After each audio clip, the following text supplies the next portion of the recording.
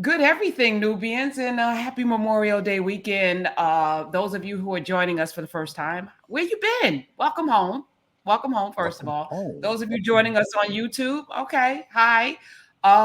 This is Memorial Day weekend. We spent a couple of Memorial Days now. Dr. Carr has gone intensively and extensively into the origins of Memorial Day. Even on my radio show on Monday on Urban View, I've pulled some of that in class with Carr into there for those of you who Wonderful.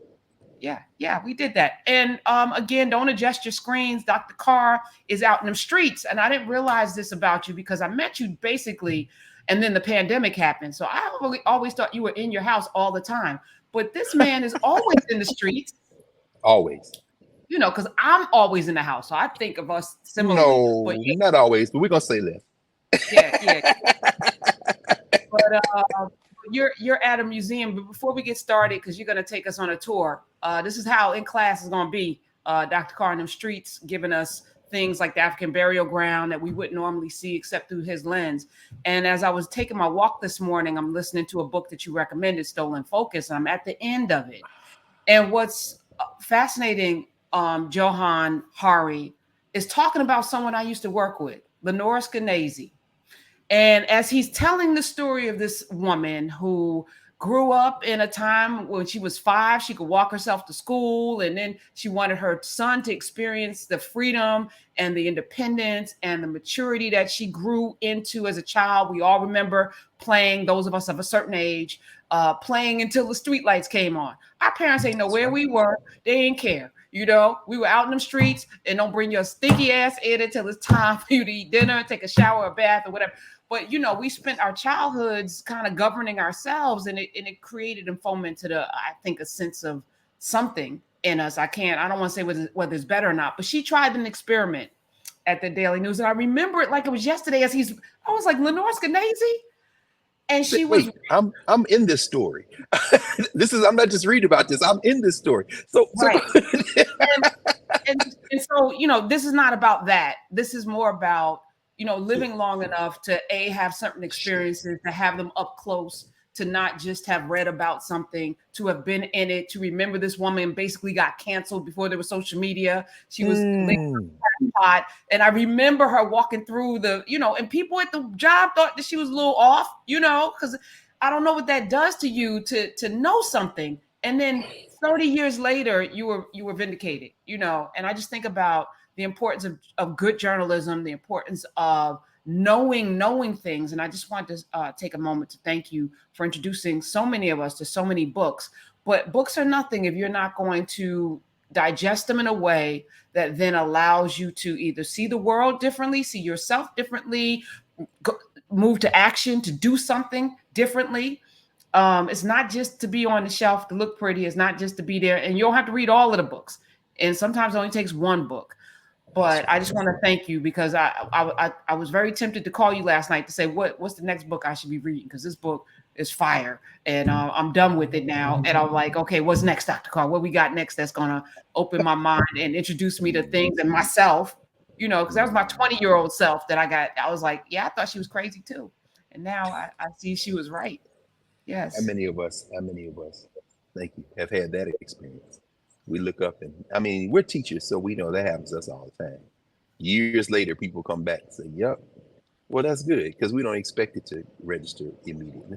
Of course, Do we? I mean, I kind of do, and I think that's been part of my frustration is like, I just think everyone should get it. And I also realized as I was listening, in the moment when you do radical things, you're going to look like you're crazy. And most people are not going to Woo. see you. Most people are not going to agree with you. Most people are going to outbeat you. Martin Luther King was an outcast on many levels, right? We celebrate him now. But at the time, a lot of Negro, bourgeois, and others did not look at Yeah, him as somebody that was a savior. They looked at him as a menace because he was raining down, unrest. White people were mad, and they wanted him to sit down somewhere and go away. that's right.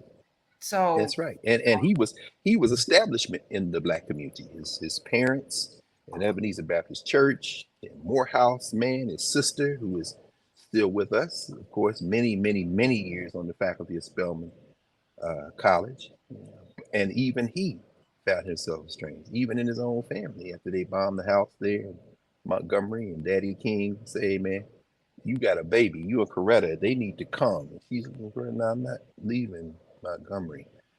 It very much an outlier. And of course, when you yank them, how crazy did that look? You know, it's like, you gonna put your family in jeopardy. You know what oh, I'm saying?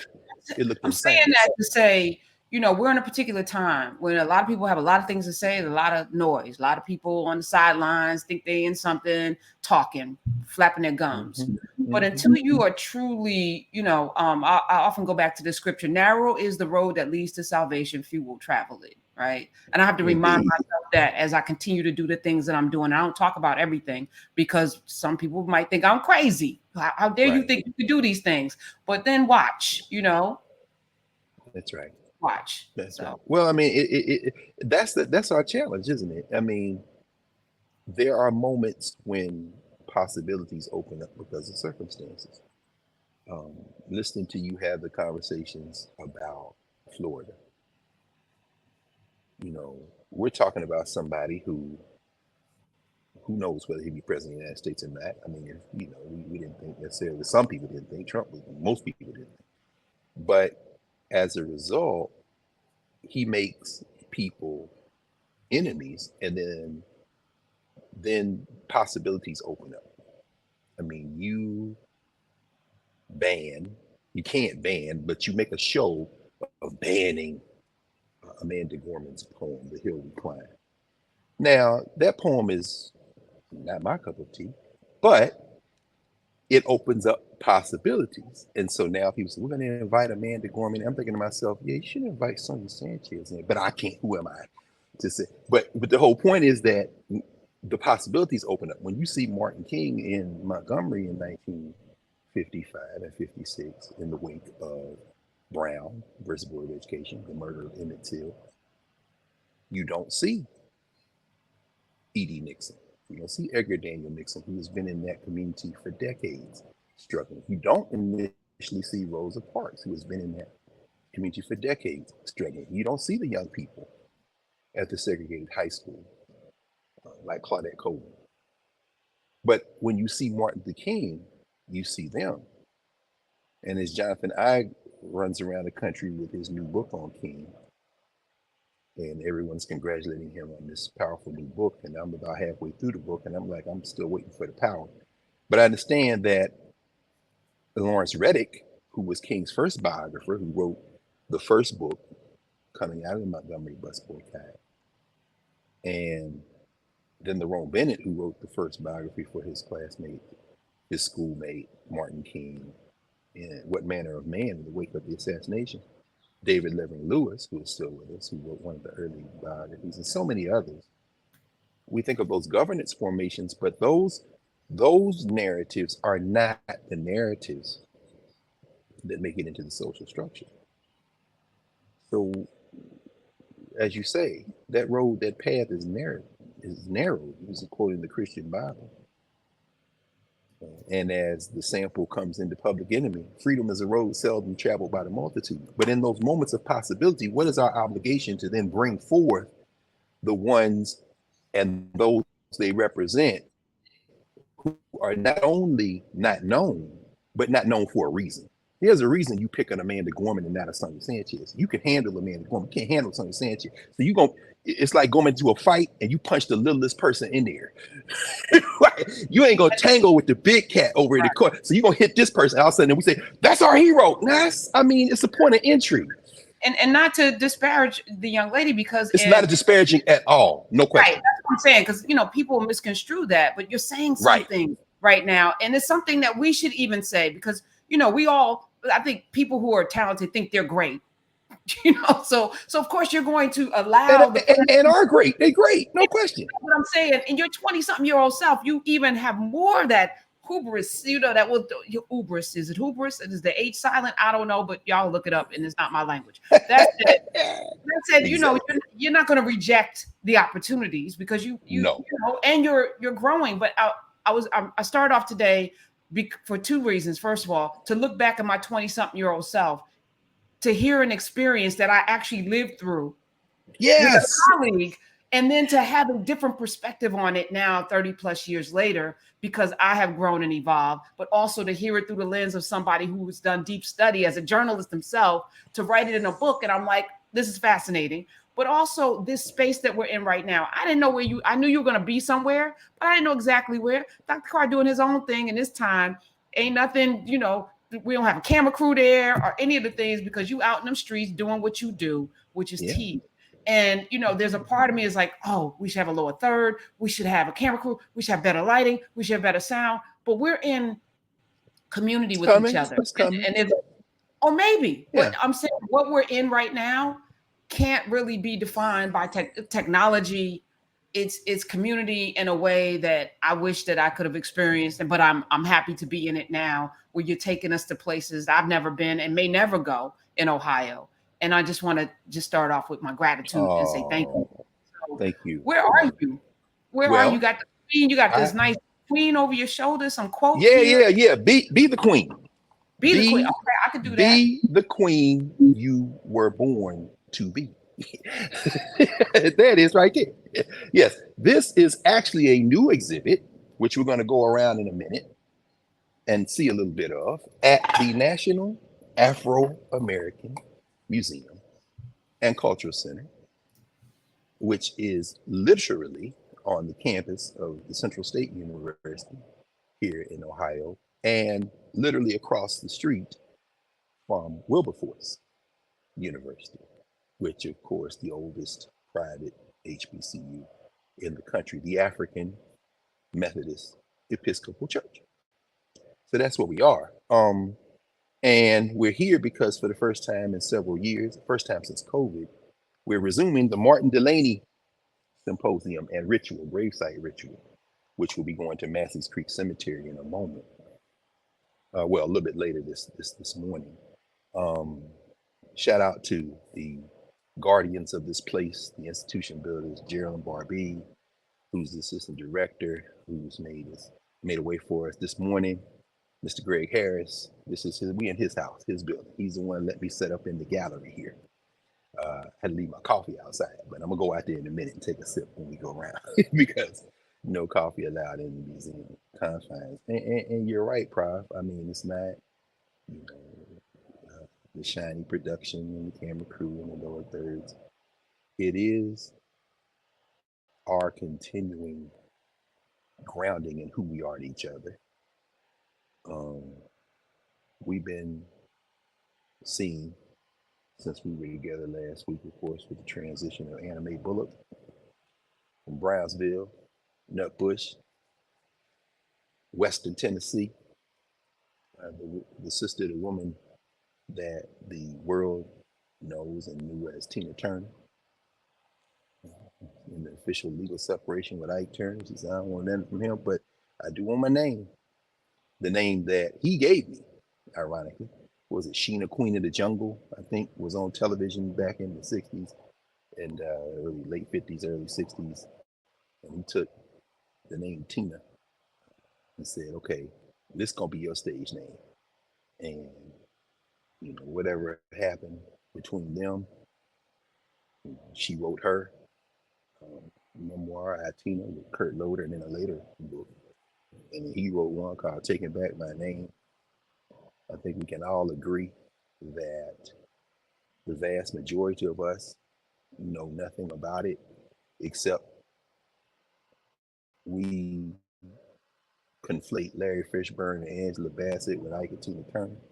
And we'll talk about that in a minute, because I'm bringing this up in the context of our Africana Studies framework and in the context of how you opened our time together this morning, because it speaks to something that is a real challenge for us. How do we really grapple with ourselves? How do we interact with ourselves? Monday night in office hours for all the folk who are in Nubia. And let me pause here and lift Baba Adesoje. His mother made transition a little unexpectedly a few days ago, so we lift him in our movement.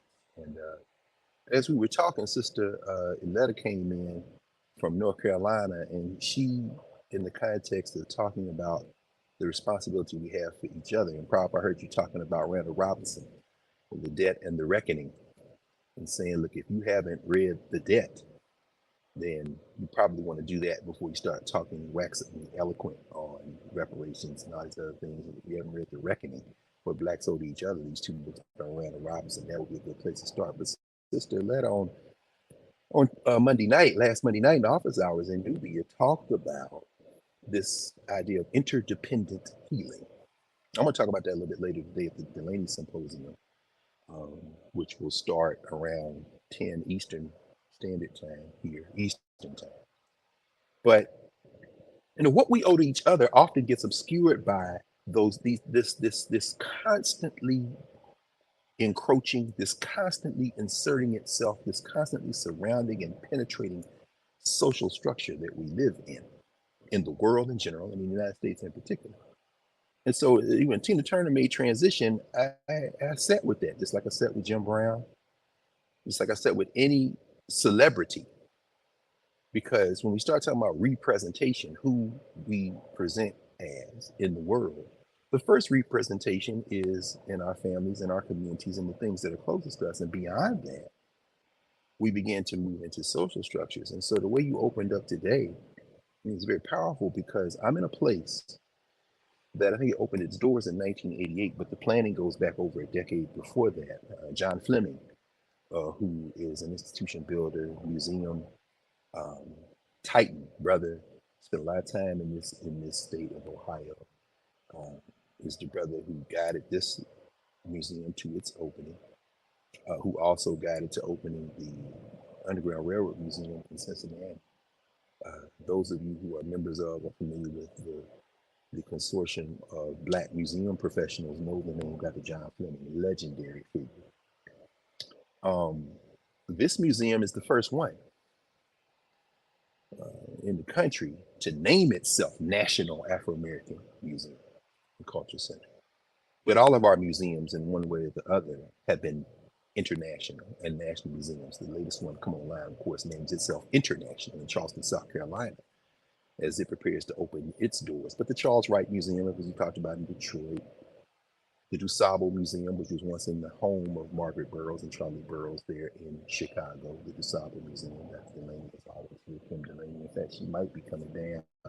Chicago's not that far. Indianapolis, Cincinnati. A lot of people are coming today for the Delany Symposium. But these have been sites of memory for us, sites of reconstruction. But they are sites that really speak to who we are to each other, not who we are to other people. I'm going to talk a little bit about the Afrofuturism exhibit again. This at the National Museum of African History and Culture. I was down there Monday or Tuesday. I went down just to look again, because I wanted to look again at how they framed Blake, or The Huts of America, written by Martin Delany in 1857, 58, 56, 57. Man, I actually ran into Kevin Young, the director of the NMAC, as they call it, the Blackzonian, as some people call it, which I think they think is clever. But I'm like, yeah, just really blackface in that white narrative, huh? But at any rate, and we're going to be in community with him at BlurredCom. Me, you. Excellent. Good Yes. brother. Yeah, yeah. It was so funny because I be in disguise. I had my baseball cap on, my hoodie or whatever. He was walking as clearly a guest through. There's a bunch of teenagers in there, so I just kind of put my hand on his back. Brother director. He said, "Hey man, what's going on?" I said, "Good to see you, man." I said, "A lot of young people here today." He said, "Yeah, thanks for coming." I got out of the way before he could say, "Oh, that's no." I love going. I ain't never in the whole time I've known the staffers and everybody since before they open. I ain't never asked nobody for no ticket. I ain't asked nobody for no VIP. No, I get up 8:30, go online, get me a same day ticket before they all sold out. And when I want to go to the museum, I go to the museum. I ain't telling nobody I'm coming down there because it'll mess it up. But I'm raising it for this reason. There are inflection points in a society where our representative figures have to represent us, not represent what other people want. And we're at another point here in the United States. This whole critical race theory, debate, and conversation. You're punching people in the face who can respond, and the responses will run the range. Some of the responses will be truly representative of the conversations we have in our governance formations. Others will not, and it'll run the range in between. And typically, the people who we will see the most will be the ones who have the least contact with us on a day to day basis. I'm in a place where this is us. This is us between two campuses that are us. Wilberforce was started by the African Methodist Episcopal Church. And if you go back into the archive and narrative, you will see the conversation we had when Jamie Coleman Williams made transition at over a century. And I'll put a footnote here and keep going about those who are centenarians. Uh, there's a person who many people, myself included, think is a war criminal, who is responsible directly or indirectly through his policies and policy advice over the arc of what, half a dozen presidencies, I guess, or more, who turns 100 today. His name is Henry Kissinger, and that's the last thing we'll say about him. I'll say this: check out Mehdi Hassan on MSNBC. He did a nice little birthday tribute to that guy. But another person who lived to over 100, Jamie Coleman Williams, Jamie C. Williams, who was a graduate of Wilberforce, right here across the street, who got her scholarship to Wilberforce as a 16-year-old from Reverdy Ransom, who is buried in Massey's Creek Cemetery just beyond where Martin Delany and Catherine Delany and several of their children are buried, who I'll be visiting that grave today too, with everyone here for the ritual, along with the grave of Hallie Quinn Brown, the great elocutionist, whose book I think I put in my bag. Yes, y'all check this joint out. Here's a good one: Homespun Heroines and Other Women of Distinction. Hallie Quinn Brown, who was the librarian. Where? Here at Wilberforce. Yes. Who are we to each other? Let me see. I thought, oh, there she go. There she go. Hallie Quinn Brown. Homespun Heroines. This is about Black women, compiled and edited by Hallie Quinn Brown. There she goes, Miss Hallie Quinn Brown. She's buried in the Brown family plot, right next to the Delanys, because she was friends with Martin Delany's wife, Catherine Delany, herself a scholar, a student of history who lived uh, on this campus. So this is who we are to each other. And Jamie C. Williams talks about being present when the great Charles Wesley, the comrade of Carter Woodson, and at one time the president of Wilberforce University, when he's being forced out as president of Wilberforce University at the Wilberforce commencement, gives the commencement speech and announces that, yeah, I'm going to be moving next door. What's next door? We're going to start a school called Central State University. What the hell? Yes, what? And Dr. Williams said, she's on faculty at the time, and young faculty members, her husband McDonald Williams, who were my teachers at Tennessee State. If y'all go back and look at the archive, I'm not going to repeat all this. You just go back to the archive and look. But I'll end this little moment, this little vignette, just because I'm in the space where their teachers are, where their teachers' remains are. Many of the faculty of Wilberforce and Central State buried in Mass Creek Cemetery. The presidents of Wilberforce buried in Massey's Creek Cemetery. On the faculty of Wilberforce, Charles Young. Charles Young is buried in the National Cemetery, the U.S. National Cemetery in Washington. And while he is buried on the former plantation in Washington, D.C. and Arlington, Virginia, known as Arlington National Cemetery, his children, because they lived their young lives here in Wilberforce when he was on the faculty. His house, in fact, is across the street, National Park Service site, Charles Young's house. His children were here, and so they are buried here. The children of Colonel Charles Young. This is where the genealogy is. This is not the genealogy of critical race theory. This is not the genealogy of fighting for your humanity by begging your master to recognize you. This is institution builders. And this man right here, we're going to talk about him today for the first time in several years since COVID. We'll be back for the Martin Delany Symposium, and the first person that we always thank from the beginning of this ritual, which started in 1997 when they traveled from Chicago with the Comedic Institute, Jay Carruthers, Harold Payton, Faye Carruthers, Yvonne Jones, Rosetta Cash, you name it, came down and have continued every other year. I started coming, I think I came that first year. Was it 97? Yeah, because I was in Philly by then. Yeah, I rode the bus. left Philadelphia, riding the bus all the way here, reading Delany all the time, all the while. Cyril Griffin, who was an HBCU faculty member, who wrote an excellent book on Martin Delany called The African Dream. Dorothy Sterling, Victor Ullman. These are two more authors on Martin Delany. And of course, the best place to start on Martin Delany, we're not going to go through Delany's life and work today because we've got one where we've talked about that as well. But I did bring my copy, one of my copies, one of my working copies, actually. This is an old ex-library book I picked up somewhere. Life and Public Services of Martin Delany. Hold on. Just very quickly, and I'll come back in. Frank Rolland. But here's the thing. Frank is not Frank. Frank is Francis. You know, he's sexist people didn't want their sister to publish, so she published, Frances Rolland published Martin Delany's biography near the end of his life. So that's where we are. Before we get into why you're there, I wanted to know, I don't think I've ever asked you, what is it about Martin Delany that resonates with you? You know, that like there's certain figures in history that we gravitate towards. There's some that have been forced into our psyches by our history teachers and society. But Martin Delany wasn't a household name at all. I mean, I didn't run into him until you introduced us to him. And then we read Blake as a family in office hours. Yes, we did. And yes. We, had extensive discussions. But I'm always curious as a master teacher, like, what was it about this figure that made you say, this is somebody I want to do deep study on. This is somebody I want to sit with every year. I want to be in his spirit. I want to come back to him. What was it? Let me ask you a question. Let me ask you this.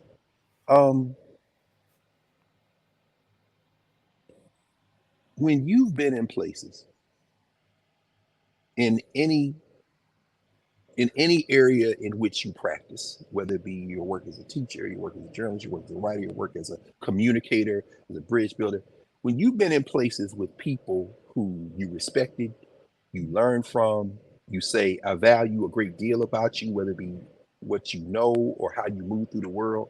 When you've been in spaces with people like that, and then you've seen other people come into the space that you didn't know, but the people that you valued so much turn to them and you say, why are they all talking to her? What's that? What feeling has that? Have you ever been in a space like that? Immediately when you said it, I'm like, we're in it right now. Yeah, a space where I'm like, I sat and I was like, oh, who's this? Okay. Oh, wait a minute. Yeah. What else can we do? Okay, you want to do this? All right. Like I don't. And then everybody sees what I see, and I'm like, yes. Okay. Right. Yes, you see it. Okay, good. I'm not crazy. Right. There it is. Yeah. There it is. I'm not crazy. See, as African people, I believe that we have this yearning. We want to know. We know that this is jacked up. We know it's got to be something other than this. When we find things to confirm the fact that we're not crazy, we gravitate toward them. And then we have to fight the fear. Do I really? Because this is not going to be, because those places are places that are off the beaten path. It's like the Nation of Islam. I would never be a member of the Nation of Islam. It tickles me to no end to see people who, when they're in space and social structure, are talking, Farrakhan crazy, the Nation of Islam, that's a sector. And then you go to the Nation of Islam meeting or Farrakhan in town, and it's 10,000 people there, and you see them same Negroes. It's like, what you doing here? What you scared of? And you told your master that these people crazy, but you know. What's wild about this? I just had this conversation yesterday with someone who is, these folk from Ohio, as a matter of fact, are coming to him to talk to him about buying his business, and they are like enamored with all of the very Black things that he's doing. And I was like, every soul. The problem that this trick bag of race has done is that it put people in these boxes where they've been conditioned to see other people as other, not as themselves. And then they get into this community and they feel something that they've never felt before, right? And then it's confusing, but then you want it more, right? You yearn, you want to be around, you want to be up under it, or you hate it because you want it, and then you're mad at yourself. It makes you absolutely crazy, right? Because to not follow the thing that you're, Clay Kane says, the way your blood is boiling, to not follow your spirit, your instincts, your energy, because society says something's wrong with it, or because, you've been conditioned to believe that it's wrong, but you yearn it, is the definition of insanity to me. So we have a world of people who would want to be in community with something, but they get it through the music. But that ain't the thing. The music ain't the thing. You get it through the music, but that ain't the thing. You don't get it. You don't get it. You feel No, like you don't get it. You through the art, but you don't really get it. You don't really get it. No, you the don't language, get it. the culture, the spices, it's That's the right. it's the everything, right?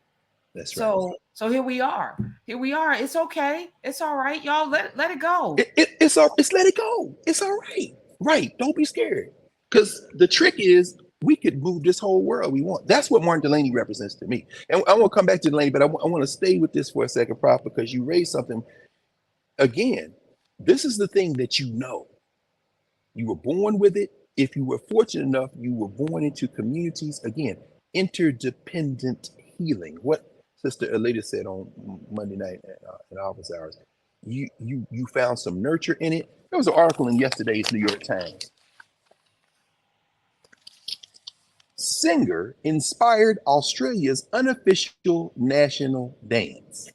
Now look at these white people up here. This looks like they dance. They took a photograph of Elaine on Seinfeld doing that dance where she kicked her leg out and everything. But watch this. Watch this. As news of the death of Tina Turner hit. Wait, what the headline say? Australia, what? Singer inspired Australia's unofficial national dance. Wow. Social structure, y'all. Let's take 30 seconds here. As news of the death of Tina Turner hit Australia's shores, people all over the country stopped what they were doing and started to dance.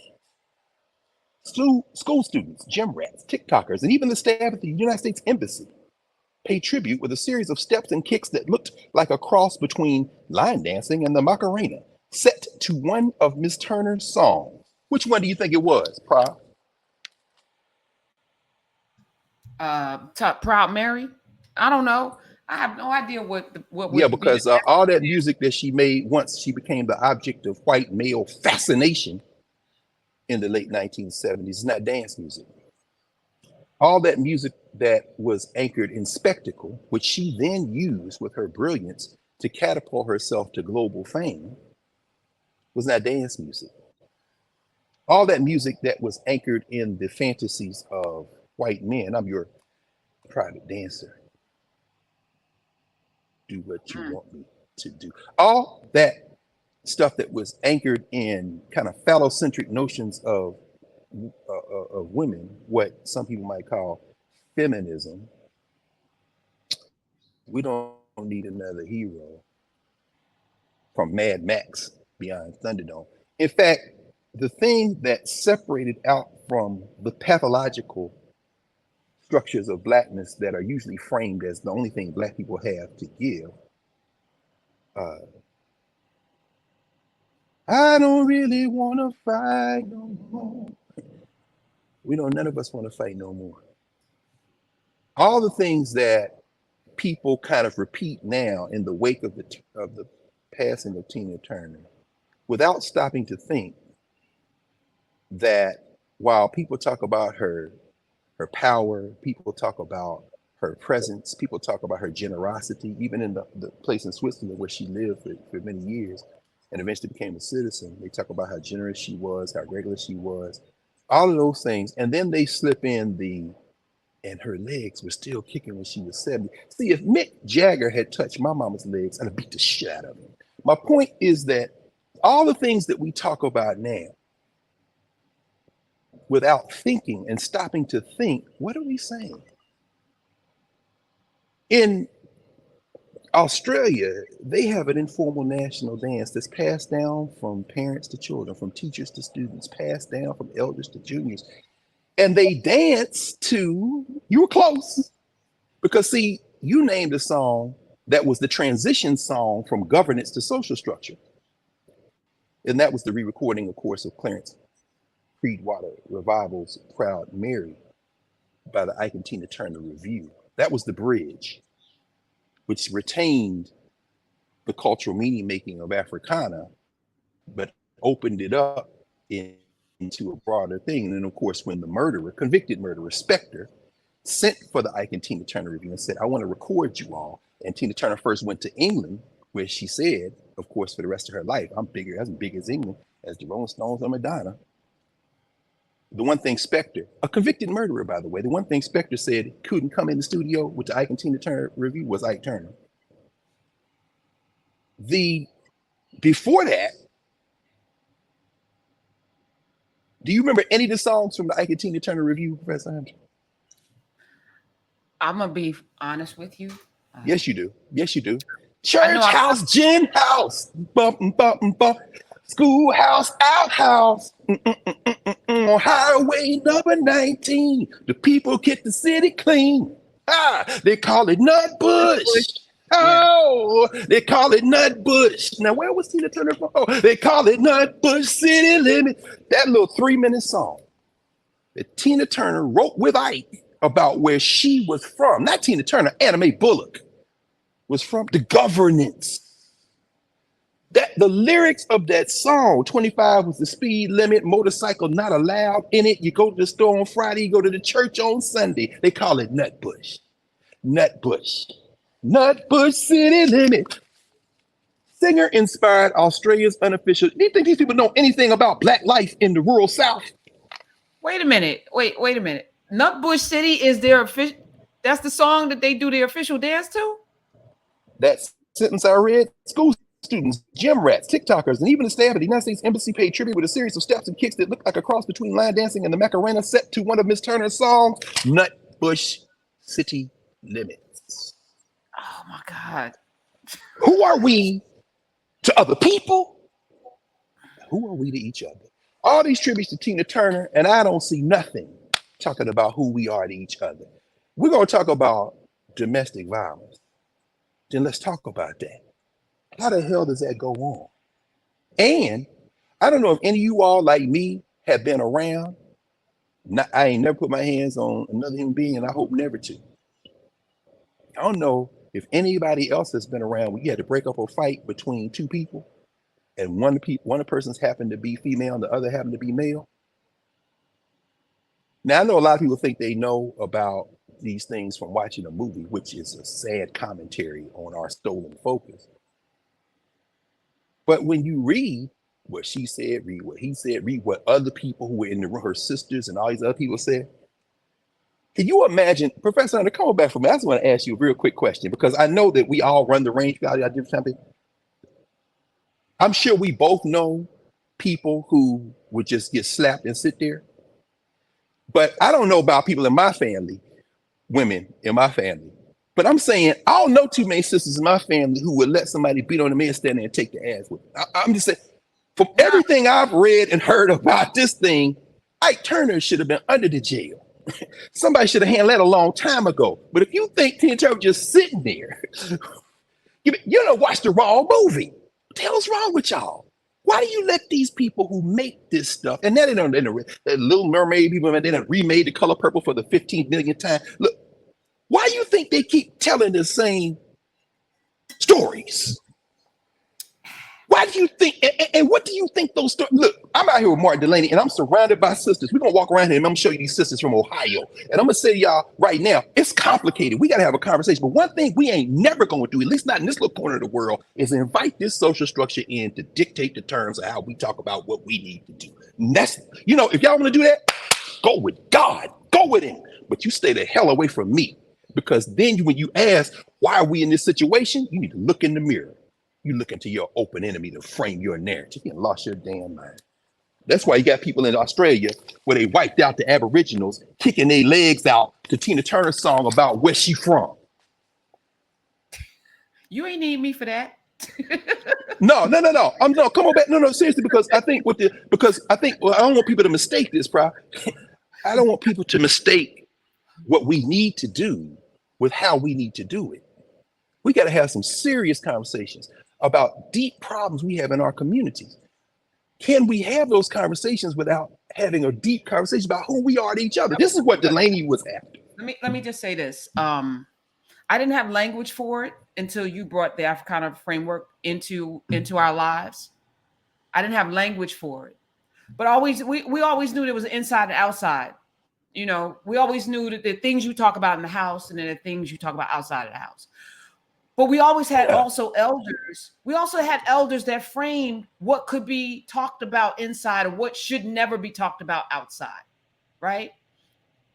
But we also didn't talk about the things we really needed to talk about: the domestic No, we violence, the didn't. sexual And that's the assault, problem. the Yes. trauma, the uncle that Yes. lives over the kitchen that needs to be probably getting some help somewhere, and all the rest of us need to be in therapy. We didn't talk about that at all. We were silent. We went to our cookouts and our holiday meals, and we were silent, and we suffered in silence, and we just pushed through. And now Right. we're in a space where we talk about everything and know nothing. So there's this flip, and we talk about outside stuff. We even wear out inside clothes outside. We can have that conversation about When you talk about them street lights, that's the first thing I thought about. That you come here with them outside clothes and get in the bed or sit on this. You take them clothes. Exactly. Come on, teach. You better teach this. So yeah, we lost something. We lost elders, and we lost that way of knowing that passed Yes. down, and we lost it Yes. for 400 years. So there's even deeper understandings of ourselves that we don't have, which is why this space is so important. Which is why I keep saying this: come with a whole brick, meaning do some of the work. You know, I don't expect people to come perfect, but some of the trauma can't come in here. Because we can't spend time navigating your trauma while we're trying to build back our memory and our sense of self. We can't take the time. That's energy expended. Do that work. Please go get counseling, help, talk with yourself, whatever you need to do. But come in with a whole brick, because we're here to build. And the building is reclaiming all of the things that we're talking about. So and adding to, because we haven't done the work, right? So to your point, yeah, I mean, it's a tough thing. And as I get older and more mature, right? Because it's not just about age, right? As I get more mature, I realize that there are things I didn't know to even be able to articulate the things I didn't know, right? Yes. And now I'm knowing more. And so we're having these superficial conversations with no depth, which is why this space is so sacred to me, which is why I will fight you if you come in with some you know, I may be quiet for a minute, but I'm gonna come and gather and snatch all of the edges and then put you out, right? Because what you're not gonna do is disrupt this, because we don't have this anyplace else. So if we're gonna have a conversation, you're not gonna jump in, and which is why we're not on YouTube every day, because y'all don't do the damn work. The people who have come here into Nubia are actually engaged in a way, and I'm not saying everyone here is perfect, but there's a commitment to this thing, right? Whereas YouTube, I'm conditioned to just have a comment and have opinions. No, this is not there. If we're going to talk about Ice Cube or whatever we're going to talk about, please come in, not with your knee jerk, no tangibles, no vote, and these slogans. This is so much deeper, and our literal futures are at stake if we don't get this. If we don't do this. That's right. That's right. And that's the distinction. You've made the distinction. I mean, there's always a balance and a tension for me. For example, we know Frederick Douglass's name, but we don't know Martin Delany's name as well, even though the two of them were linked inextricably for decades. And that's because Martin Delany is not introduced. In fact, they still spelling his name wrong in most of the books. They spell it with an E. Delaney.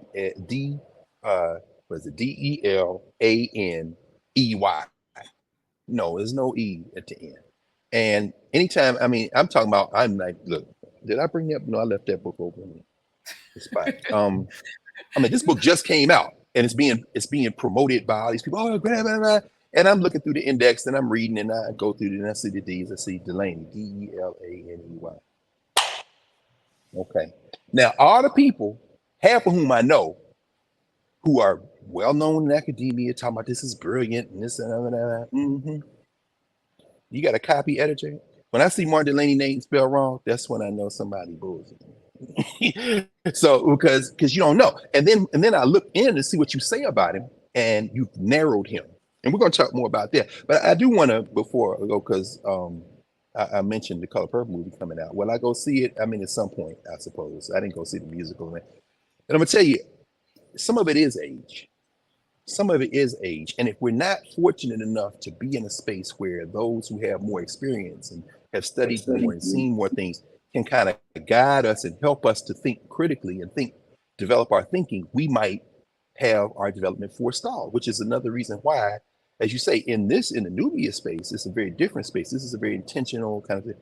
In a YouTube space or other, broader facing spaces, to me, that's an invitation to think, because that's the balance. That's the challenge of the balance. And whether it be Martin Delany, constantly in conversation with Frederick Douglass, up to and through They were together in Washington, D.C. for the 20th anniversary of the Emancipation Proclamation. So this was 1883, shortly before Delany made transition. And these brothers had gathered. Douglass had had a series of federal appointments, recorded deeds in D.C., minister to Haiti, president of Freedmen's Bank, but they kept setting him up for failure because this y'all hero, right? So we're gonna put him over to Freedmen's Bank after we've looted it. This y'all hero, right? We're gonna make him the minister to Haiti, but we're gonna tell the Haitians negotiate with the white man on the Navy ship in the bay. Don't talk to Douglass, but we got his face out there. Every last one of you Negroes who is a face Negro, who ain't got no power, you should be thinking about this. You have ancestors like Freddie Douglass in those moments. But Delany is constantly in this conversation with Douglass saying, nah, we got to do something different. We got to do something different. Our people need something different. We need everybody in political power in South Carolina, not just 2 or 3 Negroes they pick. And he makes a lot of mistakes. We're going to talk about that later on today. Well, I won't even call them mistakes. His interests are always our interests. He's in the room for us. And so when they had his convening 20th anniversary of the Emancipation Proclamation, 1883, there in Washington, D.C., all these brothers up toasting the Emancipation Proclamation, toasting the struggles, toasting progress. This is 1883. The civil rights case is getting ready to drop. This is 1883, just before, as the redemption continues, the white nationalists are clawing back the South and black people getting betrayed. So Delany gets up and he raises a toast to Liberia. I thought I told you Negroes. Now, yeah, I became the first commissioned major in the United States Army. I recruited for the 104th Colored Troops. I was an officer in the Freedmen's Bureau in South Carolina, helping black people fighting to get their land. I did all that. I stayed in South Carolina and ran for office. Then when I didn't like what the Republicans were doing, the radical Republicans, I formed the Independent Republican Party. And then I even went so far as to endorse a racist Democrat, Wade Hampton, because he said he was going to do stuff for black people. And then they appointed 3 black people on the slate for the Democrats. And then I couldn't even go out and speak. The lady went somewhere to speak, and the black men got up and walked out, and the sisters stayed to booing. And it was like, what the hell? I'm working for the people. Okay, brother, that maybe you shouldn't have done. But you can never question his motives. His motives are always trying to do for the people. He toasts Liberia to make a point. Y'all not going to run me off from the United States because our people to the tune of 4+ millions are here. But this country has never, and don't look like it ever, is going to give us the full legal humanity that we must have to be full people in the world, and make no mistake about it. I'm not trying to be white. He said, I'm a full-blooded African. He would call himself that. In fact, Fred Douglass said of his friend Delany, he said, Martin Delany stands so straight on this, it's almost like he's leaning backward. Fred Douglass said, every morning I get up and thank God he made me a man. Every day Delany gets up and thanks God he made him a black man. This is a man that spent almost a year in Africa with his friend Robert Campbell from Jamaica, negotiating with continental Africans, and writes a whole report on it. Reported the Niger Valley Expedition. And he talks about how they meet in what is now Nigeria with the Alake, the king of Abeokuta, and they negotiate a deal for Africans in the diaspora to come to Africa and live and work and stay and govern themselves in formations and doing all this. Then the Civil War jumps off, and then the British and the French come in and put heat on this brother, the Alake, and he says, he rescinds the treaty, but by then the Civil War has jumped off. So Delany's on both sides of this. He's a complex figure. The reason we don't know him is because he's too damn complicated for white people to corrupt. And he doesn't live his life begging for his humanity. If you took Martin Delany and Frederick Douglass, say one of them got to go and you can't learn about him no more, it's going to be Frederick Douglass all day long. If you know about Martin and Catherine Delany, if you know about that. But of course, it isn't take one. You got to have all of them. The reason you don't know Delany is very deliberate. There's a very deliberate reason you don't know. But when you're young and you don't have somebody introduce you to somebody like Martin Delany, then you could go your whole life and not know about the 1840s and 1850s in the African world, including the United States of America. You might think that something is happening now is completely new. Ain't none of it new. It's a new gloss on an old rhythm. And if we don't have the momentum of memory, we will not know how to fight what we see right now. This punk DeSantis is a joke. We've seen him before. We've seen Marjorie Taylor Greene before. In fact, how long is it going to be before they start throwing hands in the federal legislature? You don't put a full-ass target on Jamal Bowman's back by talking smack. Let's go back to the 1840s and 50s when there wasn't no black people in the federal legislature, and Charles Sumner damn near got killed with a cane. Why? We know what happens next. You took the metal detectors down. They ain't caning people no more. Now you bring in the strap, you and Lauren Boebert. You think we ain't seen y'all before? And guess what? This is what happens next. Don't have any satisfaction after it happens and you write a academic tome about it or get interviewed for a documentary and reflect on it. Or 3 short years after George Floyd lost his life, you have a conference like they did a couple of days ago in Minneapolis at the damn, not Home Depot. Was it Home Depot headquarters up there? Best Buy headquarters on the George Floyd murder and all this. And one of the words I saw affiliated with it was celebration. What the hell are you doing? Rise. Let's rise and remember. Rise and remember this happened yesterday. And do you remember 3 summers ago when we started our work in this space? Thanks to you. Do you remember what happened? Do you remember when you thought that we was getting ready to tear up the whole world and you threw the statues in the street and you said, here go $5 and here, you 2 Negroes, we're gonna give you DEI jobs. Wait, everybody calm down. Just wait. 6 months? Okay, a year? 2 years? 3 years?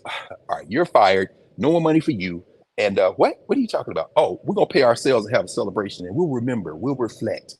No, see, this is when you don't have a momentum memory like we haven't seen this before. So when you're young and you don't have somebody to bring you into the space, to make you push you to think, whatever you do with it after that, you don't have the momentum of memory. I was young. I remember when I was at Tennessee State, Dr. Williams, Jamie C. Williams, who I've been talking about, was here with Wilberforce. When she was at Tennessee State in the Department of Communications, where she was the chair of that department, I was a student there.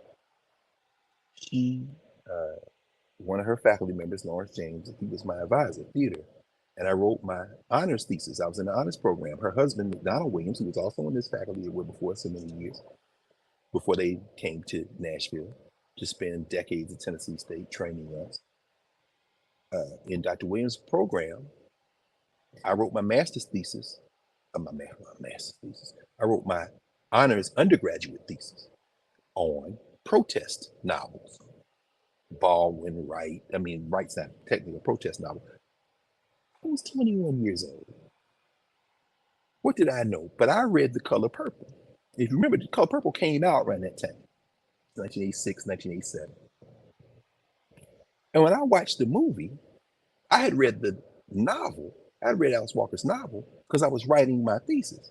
And I saw what Spielberg and them left in and left out, what they edited out, what they glossed.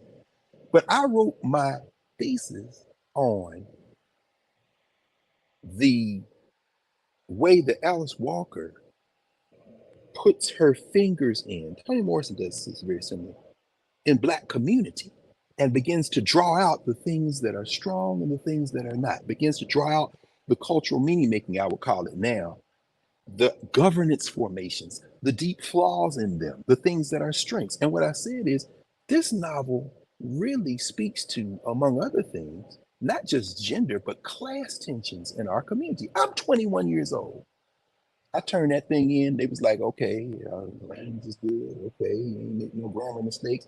But I could have used somebody to say, this is interesting, because you didn't come at it the way that these social structure folk come at it, immediately looking for gender. I did not see in that novel this white view of community relations that people gloss it on. I didn't put that on Alice Walker. I said, no, I see something else at work. And I'm much more interested in who this is, how this deals with us.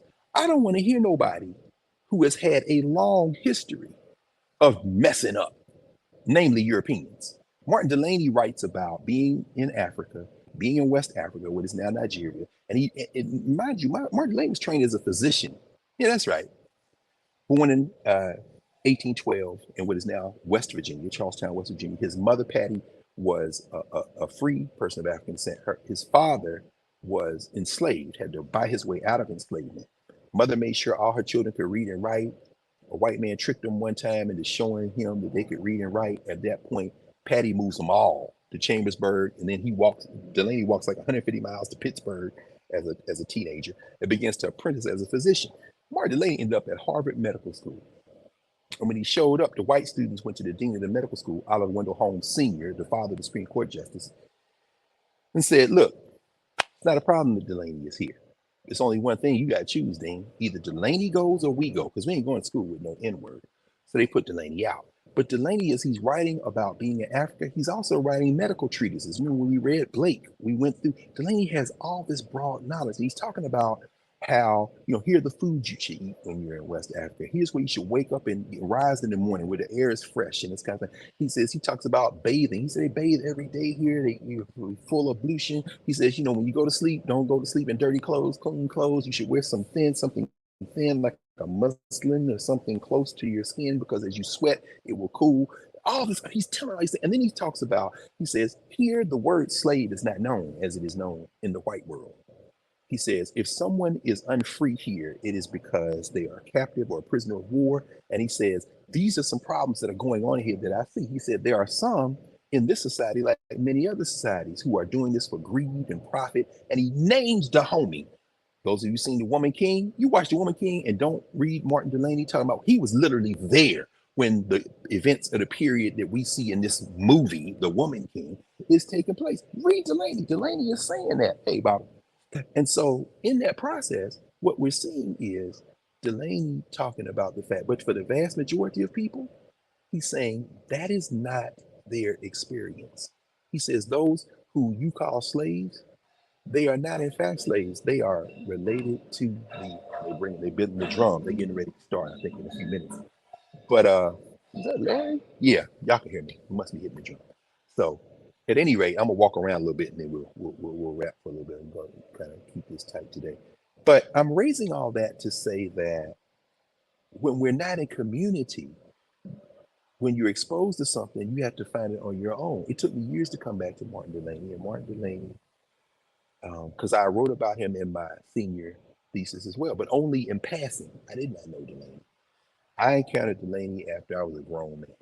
When I went to law school, the summer of 1987, as I've told y'all before, Brother Yusuf and Cable Line Books in Nashville, I came back that summer home for a couple of weeks before I went back to Columbus, Ohio, up the street from here, to clerk at a law firm, and I bought Manny Marable's How Capitalism Undeveloped Black America and Malefia Sante's Afrocentricity, and I read those, and I started thinking differently. And then I was fortunate enough a couple of years later, under the tutelage of Mariba Kelsey in the African Center for Study and Worship, to encounter Jacob Carruthers. And when I read Jacob Carruthers, that's when I said, this is who I've been looking for. This is what I've been looking for. Martin Delany, at the end of his life, near the end of his life, wrote a book right here, between South Carolina and here, called The Origin of Races and Color. He literally rewrites the history of humanity. And he starts in Kemet. He's actually teaching himself hieroglyphs. Dr. Beatty, Mario wrote a whole paper on Delany and hieroglyphs. And he's trying to speculate as to what these hieroglyphs are. He's talking about the symbol for the sun. They've been deciphering hieroglyphs for about maybe 50 years when he's writing this. But when he starts this, and I'm going to talk about this too in a few minutes when I give my remarks on Delany.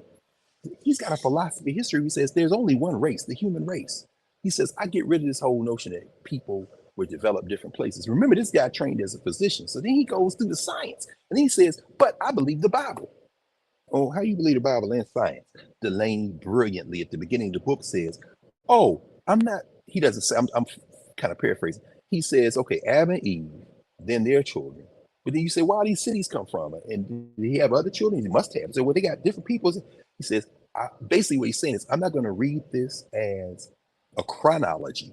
I'm going to read it as a periodization. There's a period of this and a period of this. And then you got the temple, Babel. He says, what happened with Babel? Well, Babel is, you can't have, God wanted people to go all around the earth. So therefore, if everybody speaks the same language, do the same thing, they're going to stay together. So that confusion made people disperse. And he gets into the whole notion that you can change society by several ways. One's revolution. You can have a violent revolution or a moral revolution. Moral revolutions are always preferable. Martin Delany is saying this in 1880s. He's saying it in 1878 in South Carolina. He's saying this, in other words, 3/4 of a century almost before Martin Luther King. Then he says, you could have immigration with an E. People just have dispute, you leave. He said the Bible is like immigration. He forced them out. He's basically reading the Bible as a metaphor. And then he says, you can read the Bible and read Charles Darwin, and the two things don't have to be together. You can read, who is that? Uncle Justin the Nubians are here. They coming in. People coming out. Karen, go get People on. coming. No, that's good. You see, these are people. I see you in a minute. No question. I love you. See, I tell you, look, this is the thing. This is what we doing. We here. We coming. So anyway, Delany is saying, whatever your way of knowing is, I got something for you in a little thin volume. This is not even 100 pages. The Origin of Races and Color. Now, people say that, well, it's dated. Yeah, because he's working in the 1870s. What the hell was y'all doing? But this society wants us to focus on Plessy versus Ferguson. In fact, there's a brand new book that just came out. I'm going to talk about this today, too. This is our brother Sandy Darity, again, Kirsten Mullen and Lucas Hubbard. They working hard, y'all. Reparations. Narrow is the path, as you say. Freedom is a road seldom traveled by the multitude, you say. This is something Black people have been fighting for centuries. Now, because of the summer of the reckoning of 2020 and all this other stuff going on, it looks like there's been progress made. We're at a moment of inflection. So guess what? People jumping out now say, I've been working on this stuff for years. Yeah, but I ain't never seen you at none of the meetings. I ain't never seen you at none of the rallies. I ain't never seen you at none of the... Oh, but you've been writing academic papers. That's good. That's important. But this whole notion, this Black nativist argument that, the descendants of those who were enslaved in the United States are the only ones who get reparations. I respect Professor Derry. He's a brilliant scholar. But this book is so deeply flawed. This just came out. I mean, it just came out like a couple of weeks. The Black Reparations Project. This is by, of course, Howard University Press. No, Fisk University Press.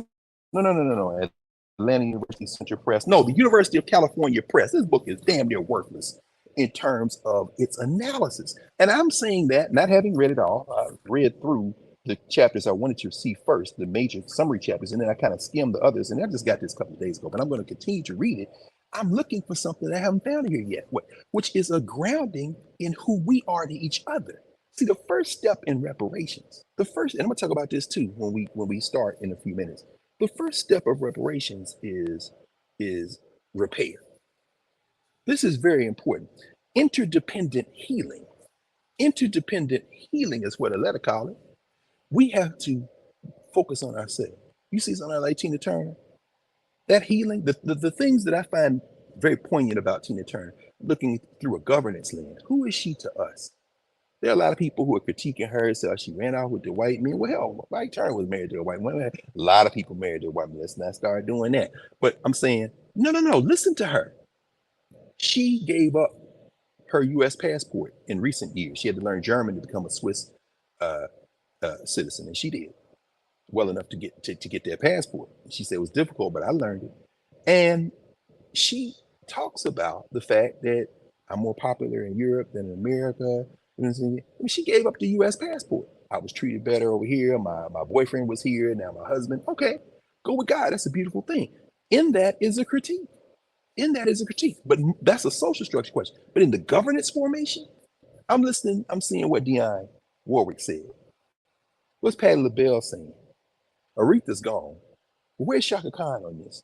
No, see, when you see Tina Turner, I'm not looking at her in comparison to Madonna. Who the hell is Madonna? I'm looking at her in terms of cultural meaning making, in terms of those who cultural meaning made in her era. Patti LaBelle, Aretha Franklin a little bit before, Gladys Knight, Shaka Khan slightly after. And then if you think about her in that context, you say, now here come Mick Jagger and this vampire. Y'all already tried to suck the blood of James Brown, making movies and documentaries. His boy Keith Richards tried to suck the blood of Chuck Berry. There's a new book on Chuck Berry that's out, by the way. I love that story when Keith Richards picked up Chuck Berry's guitar and started to play it, and Chuck Berry punched him in the face. Oh, okay, anybody tell you touch my guitar? In other words, come on, mate, go find you another 13-year-old or 23-year-old or whatever you do. Stay out of my guitar case, boy. It's all fun and games till you touch my guitar. Anyway, but I'm not looking at what their opinion is. I want to see what these sisters, and in terms of governance, I want to see what her blood sisters had to say. Because I'm not looking at a movie for that. I want to know, I want to know what Tina said. I want to see what her sister said. Why? Because I'm trying to ground myself in who we are to each other. That's what Delany was doing when he went to Africa. That's what Delany did when he was studying ancient Africa. This is what Delany did even as he's fighting in the Civil War. He's saying, I'm fighting here because my people are at risk. But how do they narrate Martin Delany? When you do hear about him, you see him in his military uniform. He gave a speech in Xenia right down the street here in his full military dress. And the white reporter came and said, this is amazing. This building is very well built. And all these black people in here. And Delany's got his uniform on. He's talking about what we must do for ourselves. And yeah. First of all, Delany said, you white, I don't care. The rights should belong to everyone. That's what he was saying in South Carolina. White people and black people, everybody should have the same rights. He said, but I'm gonna have my rights. And he said, I'm not changing 1 inch on who I am. He said, I'm sitting in here. You were in the Confederacy. People look at Delany, what the hell's wrong with you? He was a Confederate. And he said, he's gonna do this, this, and this. You believe him? I don't know. If he lies about it, we'll move him out. Really? Well, you're Uncle Tom. First of all, he did not like Uncle Tom's Cabin. There's a whole series of letters between him and Freddie Douglass where he tells Freddie Douglass, y'all go back to the narrative. We talked about this. I'm not gonna talk about it again, but he didn't like Harriet Beecher Stowe because he was like, Harriet Beecher Stowe, is she really for us? Plus she ain't paid Josiah Henson, and he lived that life. But anyway, he said, yeah, he Confederate. He was a Confederate, but now he's running for office in South Carolina, and I'm sitting here next to him, and I am an African. He called himself an African. People say, oh, y'all call yourselves African. We ain't no African. Okay, go back and talk to Martin Delany in the 1830s, 40s, 50s, 60s, 70s, 80s. Stop playing. Because when you open your mouth, you put your brain on display. Martin Delany was very clear. He said, if I can sit here and I don't move an inch, we want all of our rights, every last one of them. If you say that you're going to help me on this, and I say you get the rights that we have, no problem. I don't want your culture. I don't want you at my house. In fact, when they passed the Fugitive Slave Act, Martin Delany famously talked about the fact, he said, if you come to my house looking for a slave, this is one of my favorite quotes. Larry always quotes this. And I won't quote it verbatim. I'm just going to say it very quickly. The gloss of it is, he gave that talk in Pennsylvania. When they passed the Fugitive Slave Act, which lets you go anywhere in the world and kidnap black people in the United States, 12 years a slave. That's what happened, right? Saw the Norfolk. Delany said, if you come to my house looking for a slave, if you the sheriff, you the constable, you the police, he said, if you the Supreme Court of the United States of America, he said, if you're the president of the United States with the cabinet and the Constitution pinned to your chest, if you come in this house looking for a slave, and I do not lay you lifeless at my feet, may the ground open up and receive my body, because you can't come in this house looking for a slave and both of us live. This is what Martin Delany said. You know what I'm saying? You can't teach that. Yeah, punk. Except you can teach it. This is where I'm going with this. Thank goodness in office hours when Coretta came in from Florida and Brother Ed from Gwinnett County, NAACP in Georgia. And we had that conversation on Monday night. Those of you not in Nubia, I'm just getting you a little brief of this, about this NAACP travel ban. Here's the problem. When you read the travel ban, they talk about, oh, don't go, they're not going to do this. Or if you're going, be vigilant, connect. Okay, but let's be clear. Let's be very clear about this.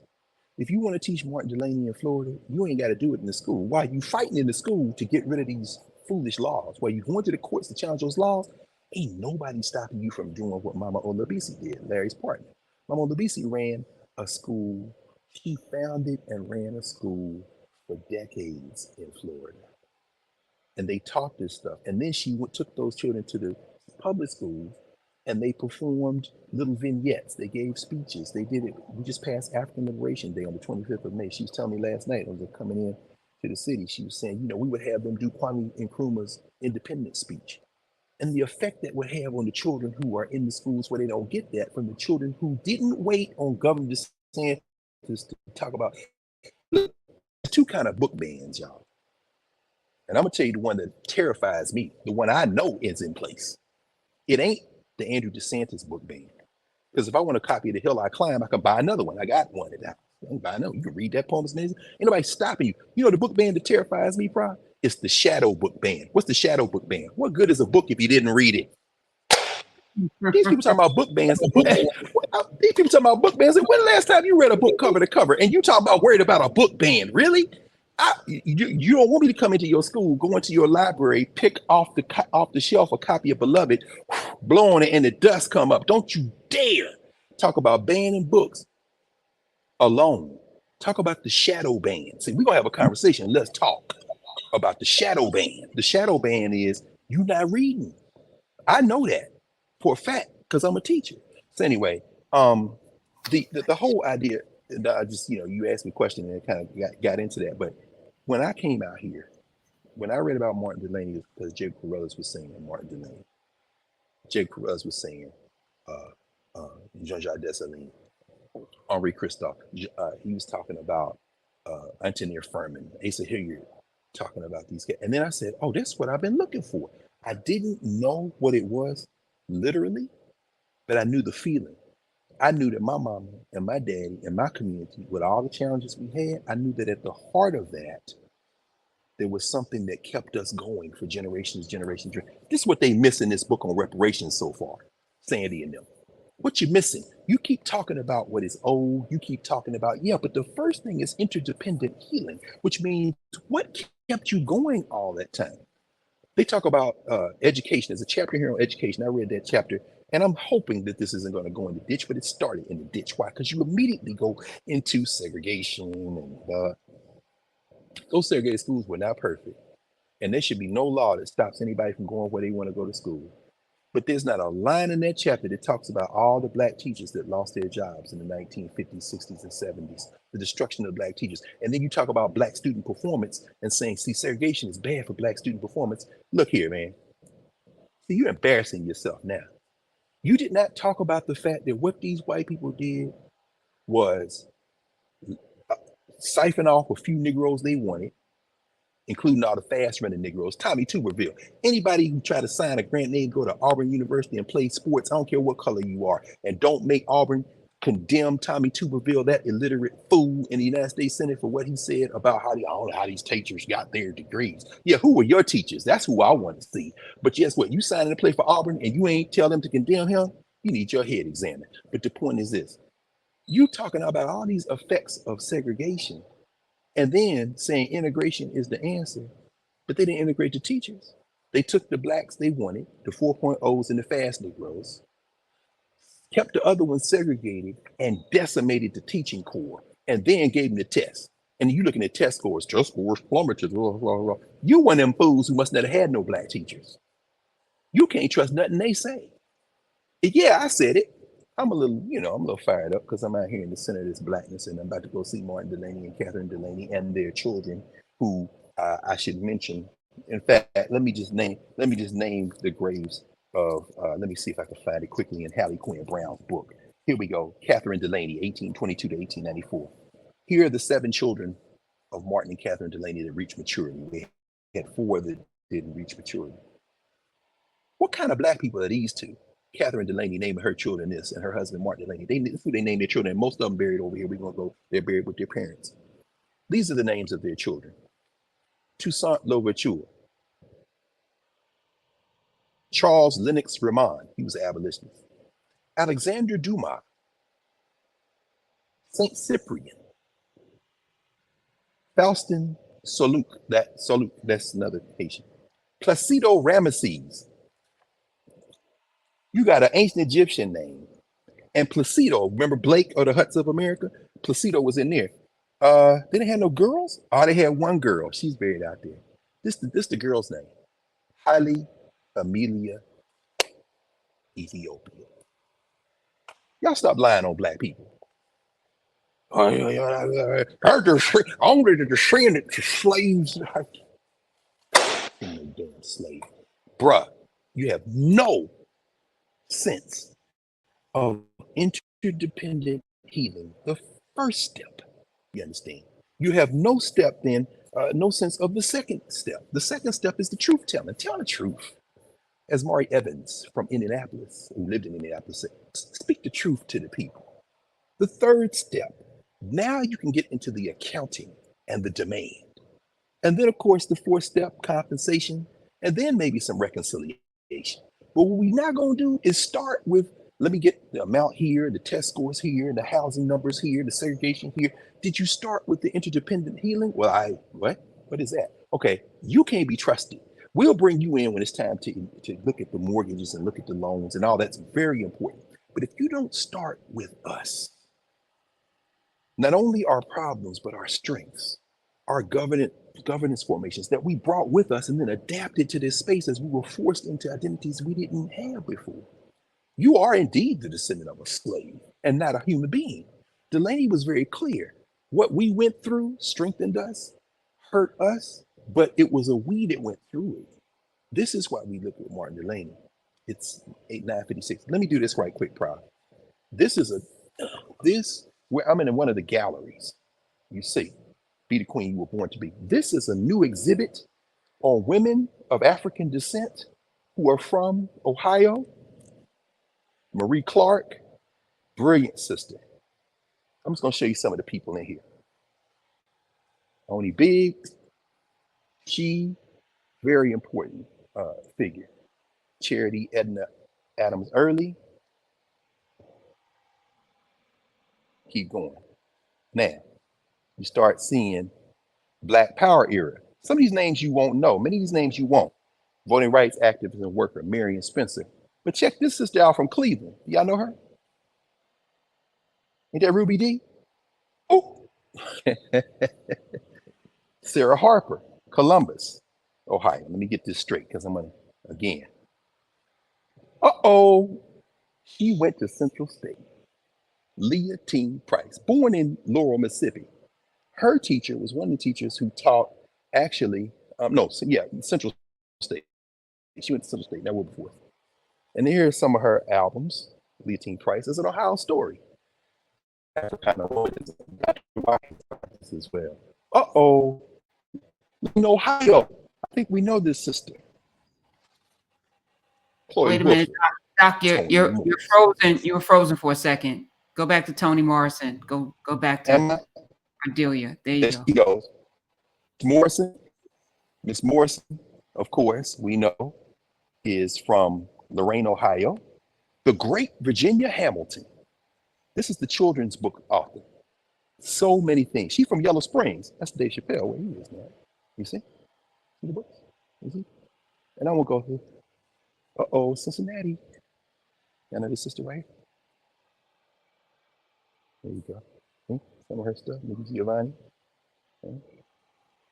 Congresswoman Beatty, Joyce Beatty, Cincinnati. Right? Irene Long and Rita Dove. National Poet Laureate. Akron. Yeah. Hey, what's going on, y'all? It's just showing this. What's up? Everything good? Good. Be the queen you were born to be. Now, I'm not going to do a whole lot more. I just want to show y'all a few. Oh, yeah, y'all got to go here. The great Anna Julia Cooper. Her time. She went to Oberlin, down up in northern Ohio. Pan-Africanism. Well, there's Marcus Garvey. What does Garvey got to do? Oh, y'all better get up on that Ida Gibbs hunt. Giving y'all homework. Let's go back to another Oberlin person who we've talked about many times, Prof. Remember we talked about her early. Mary Church Terrell. No question. These are Ohio stories, y'all. These are Ohio stories. Mary Burnett Talbert. Let's talk a little science. Eleanor Phillips Stewart. Okay. Come over here. Oh my God. Wilberforce. Charlotte Makeke. This sister right here, this sister came from South Africa. She is one of the founding mothers who worked with the African National Congress. Yes, she is a purebred warrior hero in South Africa. Wilberforce University, y'all. Let's see. This is just one of the, I'm gonna walk through. Hey, what's going on, y'all? Here's the John Fleming Gallery. I'm just showing y'all a few of the things. I won't go in. I'm just going to show you from the front door. They have an exhibit here on the double victory, lynching, our fight back in the military, and talking about double victory here. The John Fleming Gallery. They always start with Africa in the museum. Coming through here. Global identity of African people. This is a permanent exhibit that ties Africa to the diaspora. The history of the museum is along the walls. It's, of course, a partner in the Smithsonian, but that's not the National Museum of African American History and Culture. This is NAMIC, National Afro-American Museum and Cultural Center in Wilberforce, Ohio. I understand. Here, John Fleming, there's Dr. Fleming, right there. You see? All right. I'm going to take you out here. This is where the Delany Symposium is being held. People are starting to gather. There they go. They're going to see me. And I'm in trouble. There's my Mona Lisa. You see? Now we're in the lobby. This is the lobby. I want to bring you over here because you see the lobby of the museum. Permanent Paul Laurence Dunbar exhibit, because we're going to Dunbar a little bit later. Diamond of the Gem City, Paul Dunbar. But I want to end with this brother. What's going on? You see it? There you go. This is my man right here. Oh, this is Greg Harris. This is the man right here. Say hello to the people. Hello, everyone. This is the man. Welcome. Please come have a good time. Love to see you. Thank you, Baba. Standing by the man himself, the great Colonel Charles Young. The Buffalo. Nobody better. Man, y'all had the horse here. Oh, wow. Yes, sir, we did. Wow. Charles Young's horse. Yes, sir. Whew. Thank you, Ms. Harris. All right, y'all. They get ready to start. Now, can you hear me, bro? Yes. Yes. Okay. I want to mention this because there was a time in this museum when they had the taxidermy where they preserve the horse. Here they start. Oh, that's Larry. What's up, y'all? Hey, y'all. Oh, Mama, no Baba. I'm coming to see you. Larry, we start. We gotta start. That's this is freedom fighter, South African. You talk about Winnie Mandela? Yeah, we talked that sister. I mean, there are other things you can see too. This, for example, that's one of Count Basie's actual outfits. And of course, over here, Black Arts Movement. We're talking about Black Power. You see Sidney Poitier. A lot of stuff in here that we took time and looked. I didn't go through all the galleries, but Charles Young's horse was here. Y'all remember the story of Charles Young, right? Charles Young, I'm getting ready to come back in and sit down, and we'll end. Charles Young, when he was, World War I came, he was in line to become the highest ranking Black officer in the country. They had to make him a multi-star general. So they retired Charles Young.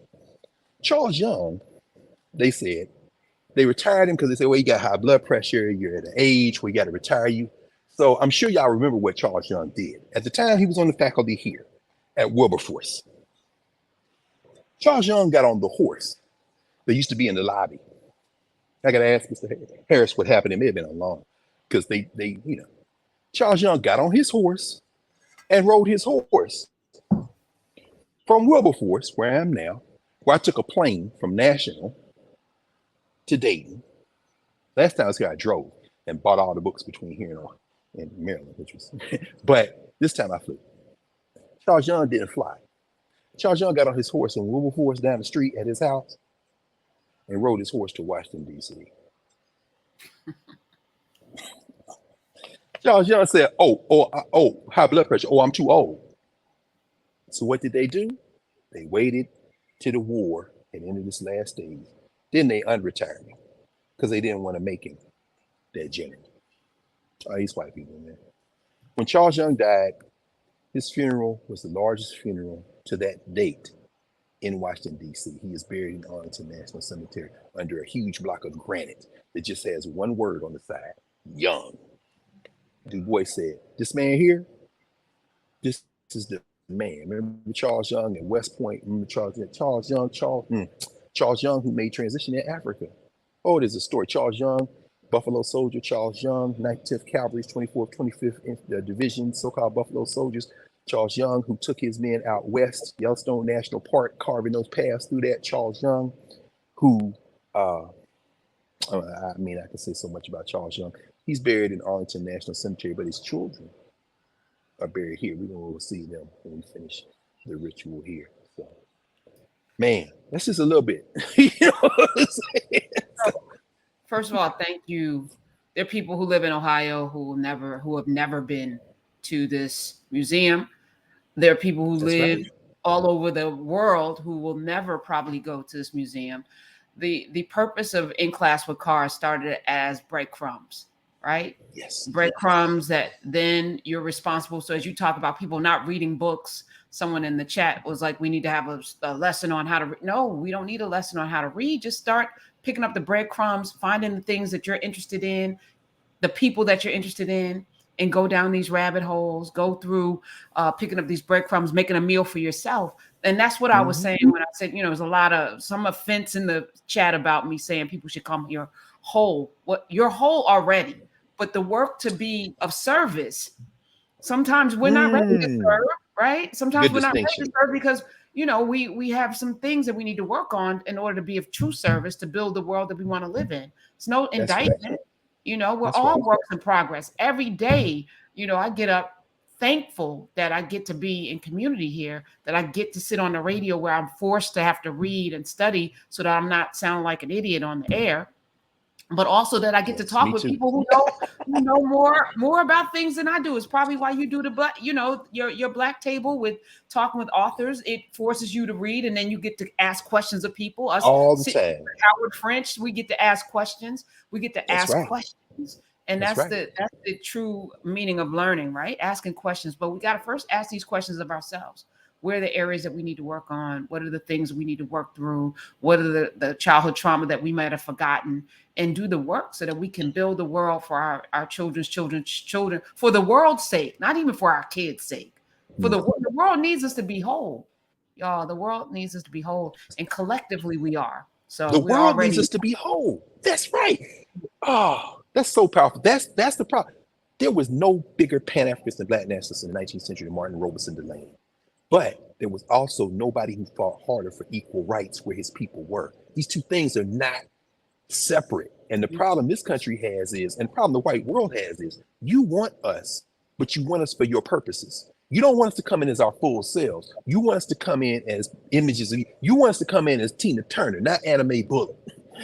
You know what I'm saying? And to the degree that we can come in as both, we should. Tina Turner lived her life as a whole person. I don't put none of this on Tina Turner, but the life and career of Tina Turner is also a powerful mediation on who we are to other people and who we are to each other. We should be able to show up as who we are in the world. You're absolutely right, because the world needs that. This is Delany's point in Origin of Races and Color. I'm not just doing this to protect myself. I'm doing this because we have something special to give to humanity. And if I leave all of my memory outside, I'm not only going to be no good to myself, I'm going to be no good to you. I'm going to be no good to you. So yeah, that's a fight. That's a fight. That's the hill we climb.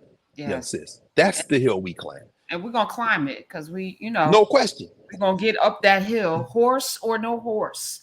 Horse or no horse. Because I can't ride no horse in Ohio too. I can't ride no horse, period. Can you ride a horse? You rode a horse, Professor Hunter? Yes. Yeah, my daddy actually took horseback riding when I was 4. And I thought I remember you saying something. I've been on a horse. I've been on a horse in countries. I've been on a horse. I'm not, I ain't gonna be galloping and doing all of the things, but yeah, I ain't afraid. I ain't afraid of a horse. But listen, no this question. is incredible. I will encourage everybody in Ohio. Like, we shouldn't live somewhere we don't know intimately.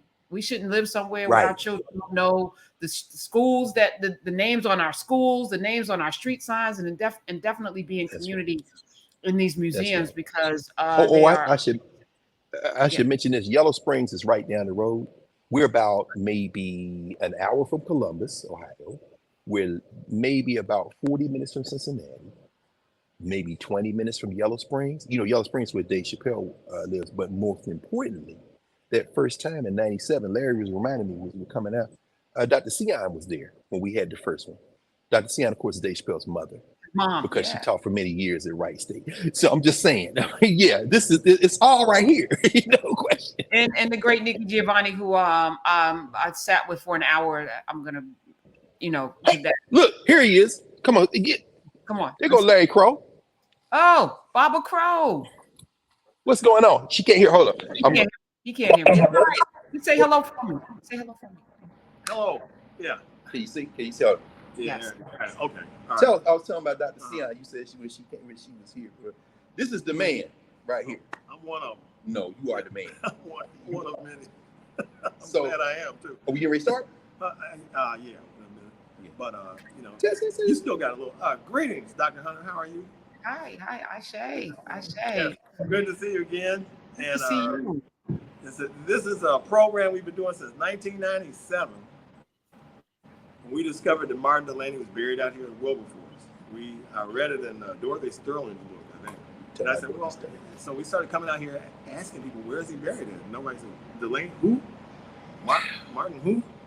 So they found, to make a long story short, they found his grave smushed down in the mud in Massey's Creek Cemetery, face down. They pulled it up. They weren't sure who it was, and it was Martin Delany. So this is about 1995. So I told my colleagues in Chicago, more like my mentors and colleagues, Dr. Jacob Carruthers and Dr. Anderson Thompson of the great Center for Inner City Studies. And Dr. Carruthers said, Larry Kweku, we got to go to Wilberforce. We got to take a bus to Wilberforce. So we did that. And in 97, we took a busload of members of the Kemetic Institute, the Temple of the African Community, Chicago, the Institute of Positive Education, and everybody else we could find. Put them on a bus, brought them here.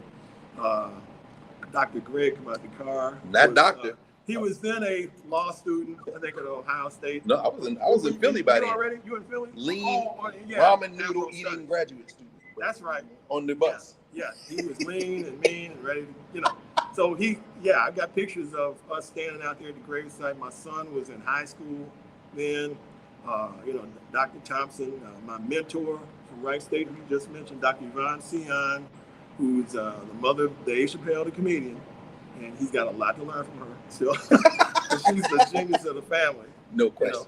She was, director of the Bling Center at Wright State University. She introduced us to Hoyt W. Fuller and David Driscoll and the Negritude movement. And the ambassador from Ghana came for our opening. We opened with the Toussaint Louverture series by Jacob Lawrence, 32 paintings.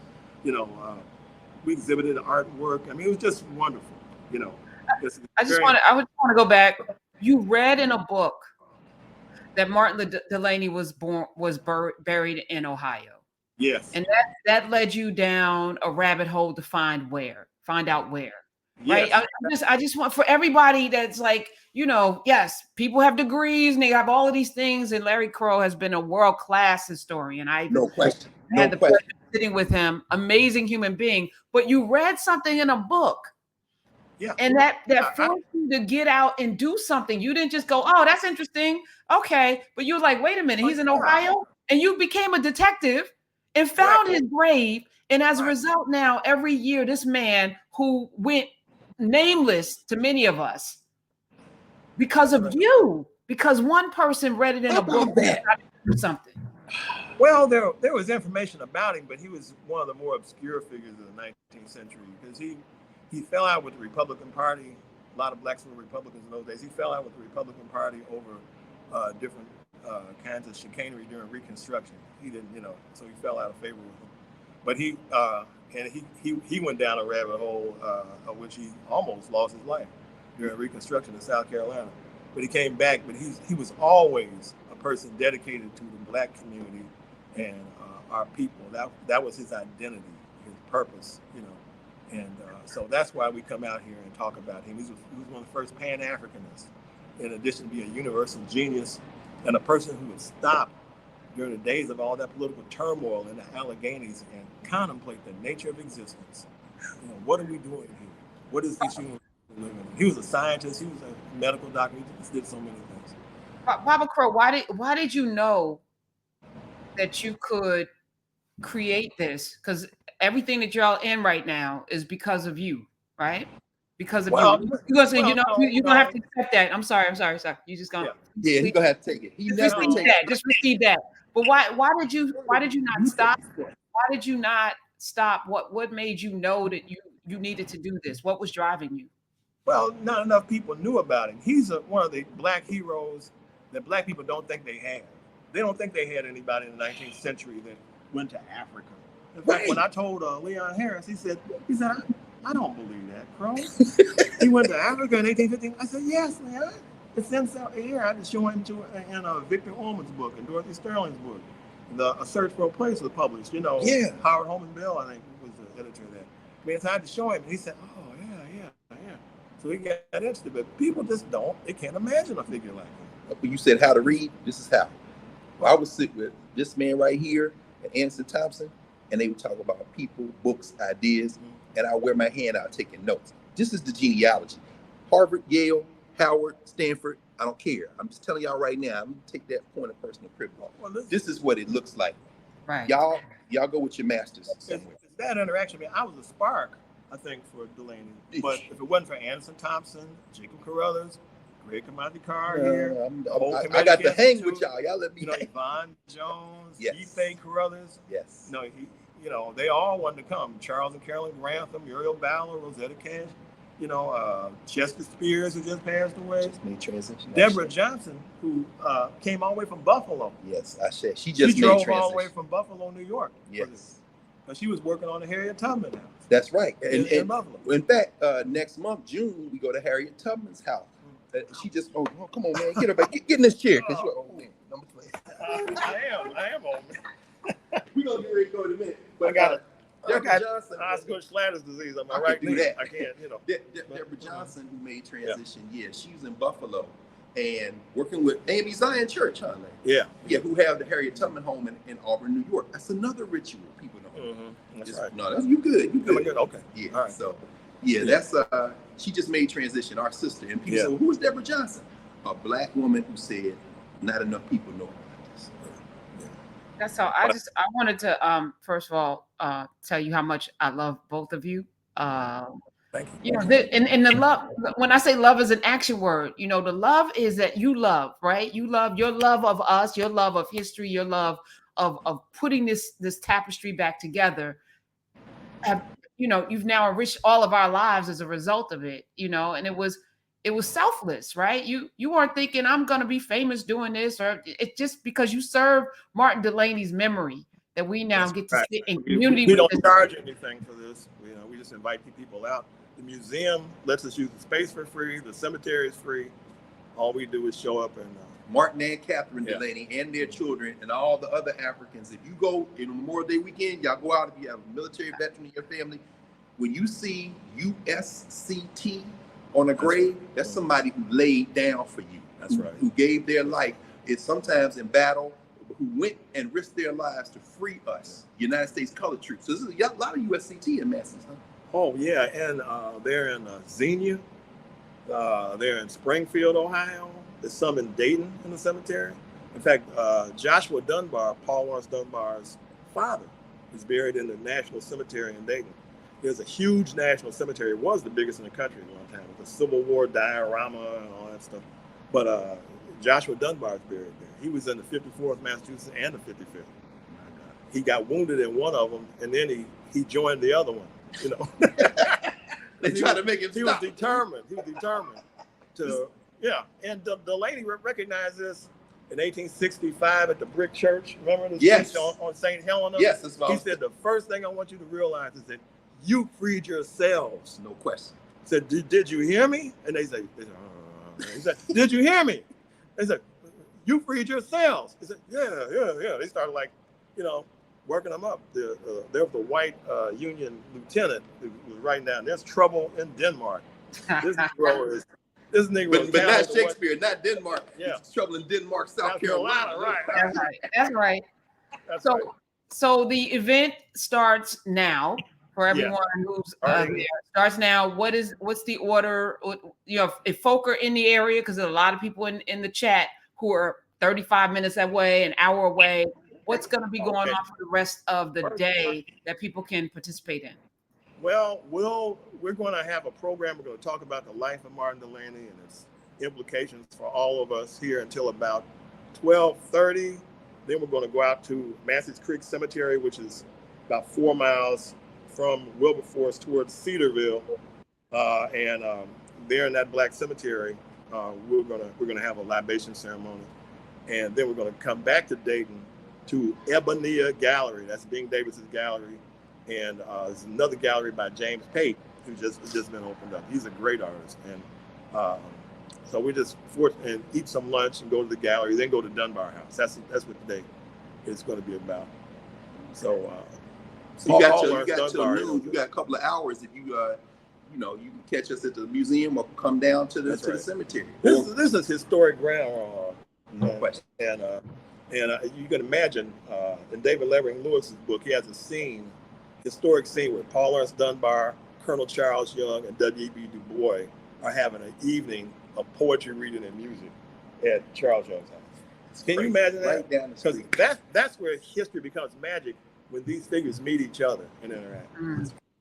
So, right. Yeah. Well, Thanks, listen, Ashe, thank both of you. Dr. Carr, always out in them streets, taking us through.